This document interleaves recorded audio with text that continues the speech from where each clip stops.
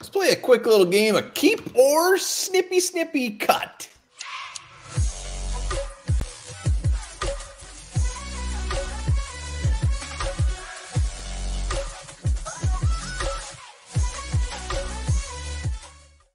All right, welcome back to the Onebar and Lupagus show. I'm Onebar with Lupagus, and I'm going to throw, I don't know if it's 6 or 7 guys at Lupagus. He's going to say keep or cut, and rules are it's not what you want to do, what you think will happen at this point. And they're pretty random guys, all bubble players, I think it's safe to say. Wow. All right. No juicy ones to cut through? No thighs that need to cut through? I don't know what that means. The thick part of the meat. Thick part of the meat. Speaking of thick, I just watching Dalton Reisner. He posted a video of him working out on Twitter, and he's thick. He looks like he could block some players. I want those weird kettlebells he had when we reach into them. Yeah, no, it looks wonderful. Before we get into it, subscribe to the channel. Let's get to 10K. We're over 9,500. Let's get to 10K. Let's do it before the season. So hit that sub button, and let's do it. You ready? All right, I'm ready. My scissors are sharpened. Start off with the big one right off the bat. Andrew Booth Jr., second-round player only from last year. Could he actually be cut, keep or cut? Yeah, this one, it shouldn't even be a discussion, but it really has become one, and I think a valid one. I'm going to say keep 60-40 right now. I actually think it's that strong where they could actually cut this guy. If he steps on his dick the next 2 preseason games, he's probably gonzo, but right now they're going to keep him.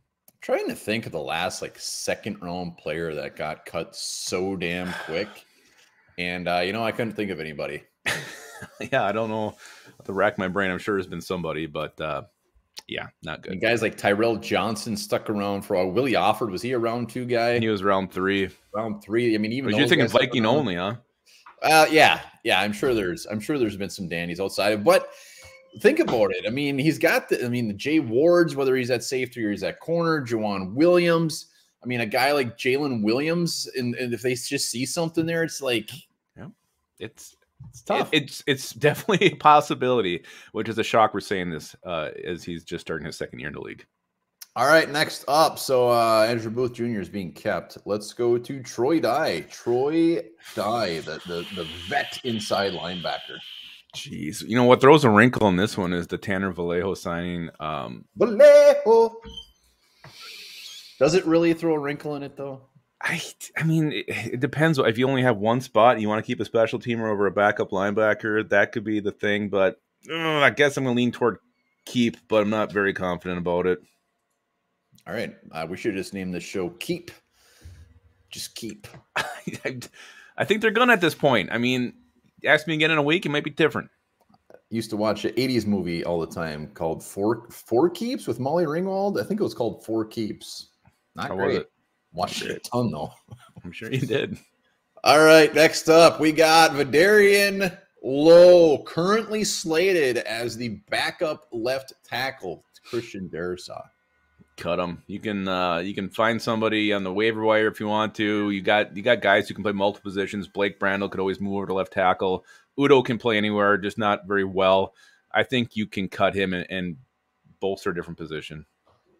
Just to be clear, it was called for keeps and has a 17% on Rotten Tomatoes. Wow. Like it was horrible. 17. Vidarian Lowe, yeah, that's you're right. Brandel is a backup guard all of a sudden. Maybe that's just lack of depth for now, but yeah, Vidarian ain't looking good. It's not looking great. Jaron Hall. Yeah, I think you cut him just because I don't think you need to keep him. Nick Mullins is clearly the backup. Hall's got a lot of work to do. I don't think anybody's going to claim him, so you get him on the practice squad where you can develop him further. So yeah, I think you cut him. There's no point in keeping him. Yeah, you're right. Sezi Atamueo, another guy kind of like Vidarian Lowe, kind of buried. I know. You look at the 2 crusty veterans ahead of him, Bullard and Blacklock. I hate to say it, but I'm actually leaning to keeping both of those over Sezi at this point. So, yeah, unless he shows something, I think he's definitely going to be cut. Yeah, it's going to be interesting to see how many they actually keep on the defensive line. The crazy thing is you say Ross Blacklock, the crusty veteran, he's 1 year older than Sezi. I know, it's weird. But this is his 4th year in the league now? Yeah, maybe it'll be his best. So Atamueo is gonzo. I hate to say it. He's a gopher, and he has my heart, but he's got to start showing something. All right, we got two more. Ivan Pace. I know what Lupagus is going to say on this one, but our audience in the comments, I would say, is pretty much 50-50. Yeah, I mean, I'd be shocked at this point if he's cut. I think he's going to be capped. I mean, look where he is on the depth chart. I know Brian Asmo was scheduled to start the game last week, but has an injury, so he didn't play. So Pace came in as the second backup linebacker. He had the green dot. He was calling the plays. At this point, it'd be shocked if he was cut to me. So I think he's kept. Well, just remember last year, I believe Armand Watts was either the starter or the second guy up, and they cut his ass without even thinking twice. He was a starter. Yeah, so I don't know. I wouldn't put too much into who's starting or green dot, blue dot. Who gives a shit? Last one, Brandon Powell. This is interesting, and I was actually I thought this could be a topic for our live. But would the Vikings actually keep Jalen Reagor and Brandon Powell being two such similar players? That's the question I think you got to ask yourself. Do you want something different if you're going to keep six? So at this point, I think he's played well enough. You keep him. So I'm going to say keep, even if that means you keep Jalen Reagor too. Well, I mean, they both return punts, but I don't really think they're that similar, are they? I mean, Powell's just this tiny little shifty dude in the offense.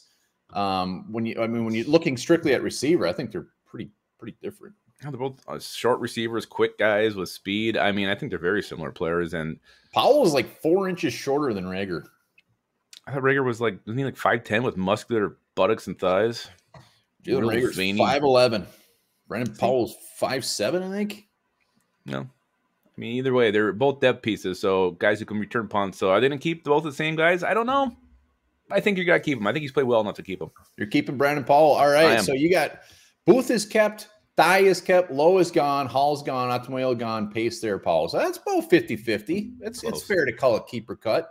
Yeah, and some of these guys are pretty damn close. It can go either way. I know some people I went to gym class with definitely were not cut. I think you say would go either way. Which no, they were kept, not cut. All right, I think I know exactly who you're talking about. But until then, guys, let us know in the comments. Would you keep these guys? Would you cut them? And remember this: red wine has the ability to kill cancer cells.